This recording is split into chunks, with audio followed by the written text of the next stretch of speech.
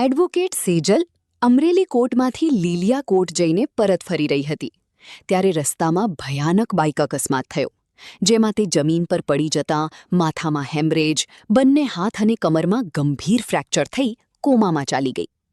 આસપાસના લોકોએ 108 બોલાવી તેમને સિવિલ હોસ્પિટલ અમરેલીમાં દાખલ કર્યા અને ત્યાંથી અમદાવાદ રિફર કરાયા.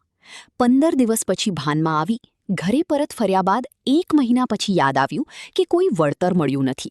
તેથી 6 મહિના પછી કેસ દાખલ કર્યો. પરંતુ વીમા કંપનીએ દલીલ કરી કે મોડું ફરિયાદ કરવાના કારણે ક્લેમ મળવો જોઈએ નહીં.